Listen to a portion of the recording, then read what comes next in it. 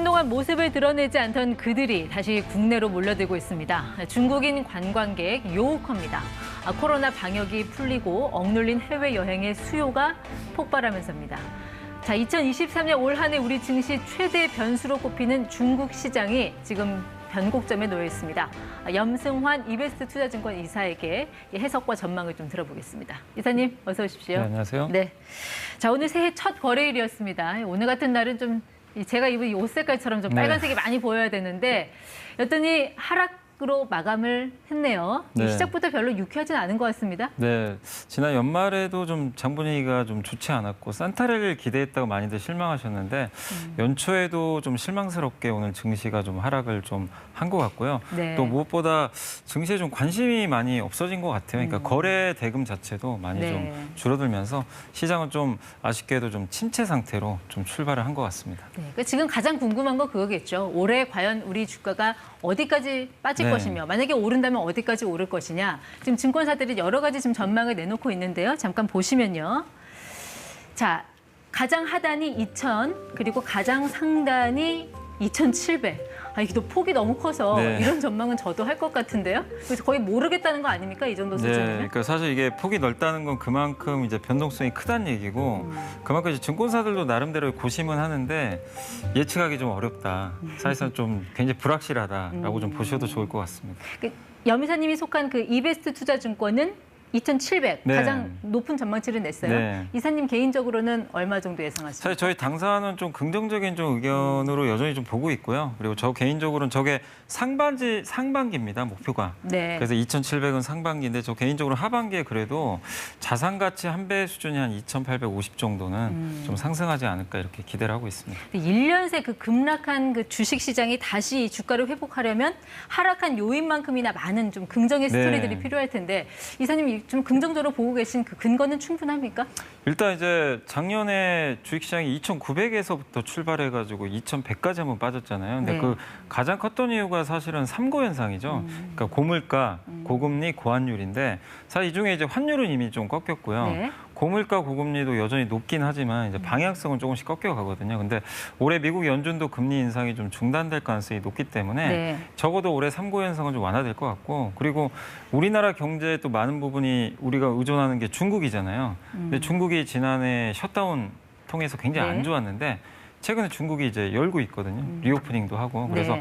올해 본격적으로 중국 경기가 좀 한 3년 만에 좀 좋아질 네. 가능성이 높아서 그걸 좀 기대를 하고 있습니다. 근데 왜 증시에 그런 격언이 있잖아요. 미국 중앙은행 연준과 싸우려고 하지 말라. 네. 지금 파월은 계속해서 지금 금리 올리겠다는 거 아닙니까? 일단 기조는요. 여전히 긴축 이슈는 여전하고 전쟁도 진행 중이고 경기는 여전히 안 좋고 네. 이렇게 되면은 우리가 걱정하는 게 부채 위기가 오지 않을까, 신용 위기 이거 얘기하는 분들 많거든요. 네. 여기에 대해서 어떻게 보세요? 이거 사실은 이제 저는 이제 개인적으로 이제 그런 리스크들은 지난해 워낙 또 그런 이슈가 우리가 몰랐던 게 아니기 때문에 어느 정도 좀 반영이 됐고 저도 개인적으로 제일 걱정하는 거는 이제 마지막에 물어보신 그 부채 위기. 시스템 리스크죠. 예. 은행이 이제 그 굉장히 어려워지는 건데 근데 우리나라 은행들은 그동안 어쨌든 규제 효과였던 것 같아요.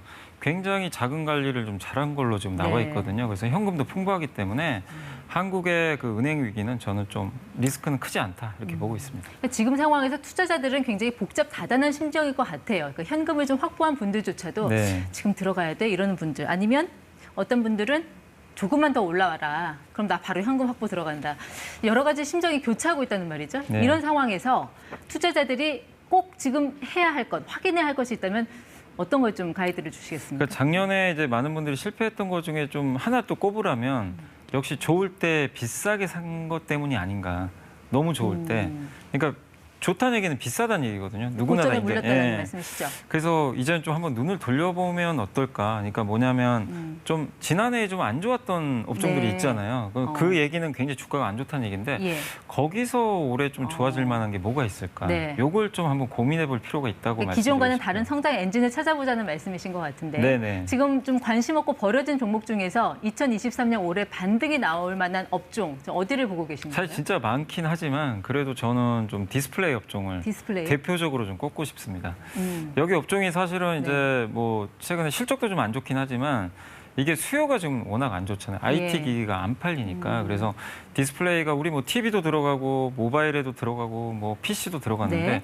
주변에 잘 팔리지가 않고 있거든요. 예. 그래서 지금 어떻게 보면 2022년 최악의 업종 중에 하나거든요. 근데 이게 올해 좀 반전하지 않을까 저는 좀 기대를 하고 있습니다. 어떤 점에서요? 일단은 제일 큰 수요를 차지하는 시장이 아까도 말씀드린 중국이거든요. 예. 중국 시장이 적어도 올해는 좀 회복될 것 같아요. 왜냐하면 이건 제가 한 얘기가 아니라 중국 네. 정부가 직접 언급을 했습니다. 아. 올해 제일 지상 과제는 네. 중국의 소비 부양이다. 예. 그럼 중국의 IT 제품이 이제 좀 잘 팔릴 가능성이 있기 때문에 결국에 중국의 또 가전 제품이나 예. 또 거기 뭐 모바일 폰이라든가 이런 데 주로 디스플레이가 들어가잖아요. 근데 디스플레이 산업 지금 1등이 우리가 아니라 중국이잖아요. 네네. 중국만 좋아지는 거 아니에요? 근데 일단은 산업 전체가 워낙 안 좋기 때문에 중국도 힘들어요, 사실은. 네. 그렇기 때문에 이게 회복되면 같이 좋아지는 그림이고 또 디스플레이가 두 개거든요. 예. LCD가 있고 OLED가 있습니다. 여러분들 스마트폰은 대부분 OLED고 네. TV는 LCD가 좀 많아요. 그러니까 근데 OLED면 자체 발광이 네, 가능한 자체 거죠. 발광 형광등 가능한- 설치 안 예, 해줘도. 맞습니다. 네. 근데 그 OLED가 우리나라가 아직은 OLED가 1등이거든요. 그래서 여전히 OLED 쪽이 모바일 쪽이 많으니까 네. 이쪽이 올해 좀 살아날 것 같아서 전 좀 그런 걱정은 아직은 예. 안 해도 된다고 근데 생각합니다. 특히 이제 대표적인 게 이제 LG 디스플레이 같은 경우인데 네. 거기 지금 실적도 안 좋고 뭐 구조조정 얘기도 나오고 이미 적자고 네. 좋은 뉴스가 없을 것 같은데 또 중국이 워낙 싼 거 많이 만들잖아요. 네, 그래서 사실 LG 디스플레이는 지금 상황이 좋은 건 아니에요. 앞으로도 구조조정을 할 텐데 네. 다만 이제 저는 투자 포인트로서 디스플레이 업종 중에서 그런데 납품을 하는 이제 소재 부품 장비 회사 예. 이쪽이 조금 올해 좀 실적들이 하반기부터 좋아질 것 같아서 특별히 기대하는 수요가 있으신 건가요? 저는 왜냐하면 지금 이번에 그 XR 기기라고 뭐 AR, VR 기기라고 아마 들어보셨을 텐데 네. CES에서도 아마 공개가 될 거예요. 그러니까 여기 고글처럼 쓰고 이제 보는 거죠. 네. 근데 거기에 새로운 OLED 디스플레이가 들어가거든요. 그 애플이 주로 만드는 거 아닙니까? 네, 애플이 하는데 이제 그 OLED를 한국 삼성이나 LG가 또 만들어주기 때문에 예. 그런 면에서 저는 수혜를 좀 받을 것 같고 또 한 가지가 PC나 노트북에도 디스플레이 들어가잖아요. 네. 그게 3년 전에 코로나 때 많이 팔렸는데 이제 3년 정도 지나면서 약간씩 고체 수요 주기가 예. 좀 돌아오니까 그런 부분도 하반기에 기대를 해보고 있습니다. 네. 뭐 중국 쪽 시장 얘기를 많이 말씀을 네. 하셨는데 일단 방역은 풀렸다고 하지만 이게 또 하나 걱정이 풀어놓으니까 확진자가 지금 늘어나고 있어서 이렇게 되면 또 셧다운되고 이게 악순환 반복되지 않을까요? 거기에 지금 대해서 그래서 지금 사실 좀 걱정이죠. 이게 처음에 풀어서 좋을 줄 알았는데 네. 이게 확진자가 너무 많이 늘어나고요. 중국은 지금 백신도 부족하고 병상이 예. 부족하니까 그래서 그래서 지금 사람들이 거리에 또 안 다닌다라고 하더라고요. 근데 어쨌든 이제 중국이 리오프닝을 한 건 사실인데 네. 이거는 어쨌든 겪어야 되거든요.